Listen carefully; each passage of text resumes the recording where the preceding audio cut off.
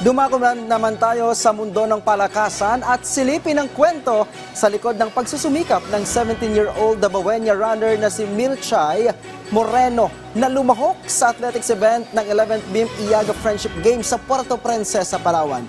Narito ang sentro ng balita ni Paulo Salamatin. Sobrang hirap po talaga. Dati yung kinakain lang po namin saging, ganun po. Kasi mahirap lang po talaga yung buhay namin doon. Sana po maging tagumpay po ako sa mga pangarap ko po, na matulungan ko po yung family ko po. Mahalaga po talaga sila sa akin kasi sila po yung inspiration ko po sa araw-araw po. Sa pagtitraining ko po, sa pag-aaral ko po. Ganun po. Mahal ko po sila. Sa likod ng pagpupursigi, determinasyon at pagtsatsaga ng isang atleta ay may kaakibat na malalim na hugot mula sa naging karanasan.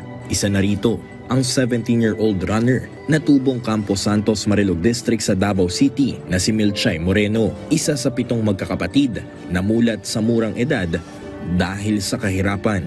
Ang kanyang ama at ina ay kapwa magsasaka. May mga pagkakataon na ang tanging pagkain lamang nila ay saging. Pero imbis na magreklamo, ginawa niya itong motibasyon upang iahon ang buhay.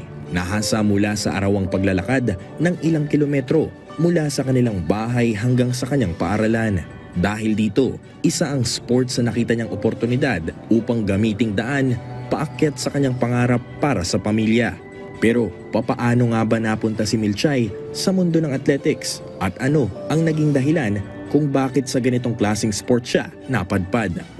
Inutusan nila po ako na bumili ka muna doon ng pagkain, ganun po. Kaya binibigyan din naman nila ako ng 5 pesos kasi malaki na yun sa akin, kaya masaya ako.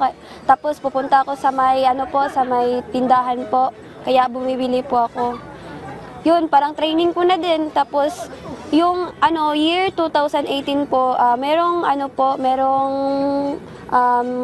intrams po ba yun? Oo. Tapos, ayun, sumali ako kasi may potential po ako, may endurance po kasi araw-araw po akong naglalakad. Kaya, yung first run ko po, nanalo po ako ng gold. Tapos, binigyan po ako ng, premium na junk foods yata yun. Tapos, umuwi ako sa bahay namin. Ako, ma, meron po akong natanggap na pagkain, ganun po. Sobrang happy niya po na meron po akong natanggap. Kaya, tuloy-tuloy na yun. Sa ganitong klaseng saya na kanyang naramdaman nang makitang nakangiti ang kanyang magulang, dito pa, mas pinagpursigihan ni Moreno ang kanyang mga kompetisyon na sinasalihan. Mula sa Marilog National High School, na-recruit si Moreno sa Kalinan National High School para sa asam na mas mahasa pa ang kanyang talento dahil sa facilities na mayroon ng nasabing eskwelahan. Pero hindi ito naging madali para sa kanya dahil may kapalit itong sakripisyo, ang malayo sa kanyang pamilya. Umalis kasi ako doon sa kanila. Sa ibang family po ako nakastay po. Si mama at si papa talaga yung bumubuo ng araw ko po pag nakikita ko po sila. Pagkatapos ng klase nila, meron silang matatawag na, ma, kakain na ako, ganun. Tapos ako, wala.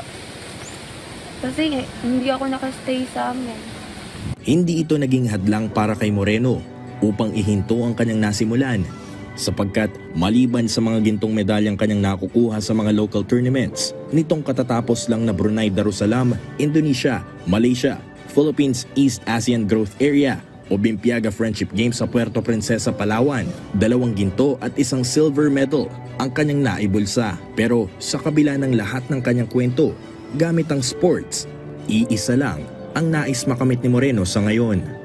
Ang goal ko po talaga sa pagiging atleta po ay makakuha po ng scholar at para makapag-aral po ako dahil alam ko naman balang araw mawawala din tong sport sa akin. Tapos yung goal ko po talaga makapagtapos ng pag-aaral para sa pamilya ko po. Isa lamang ang kwento ni Milchay sa maraming kwentong inspirasyon mula sa iba't ibang atleta sa buong Pilipinas at sa buong mundo. Pero ang nakakamangha rito ay kung papaano sila nagpatuloy sa gitna ng napakaraming hamon sa buhay. Mula rito sa Puerto Princesa, Palawan, Paulo Salamatin para sa Pambansang TV sa Bagong Pilipinas.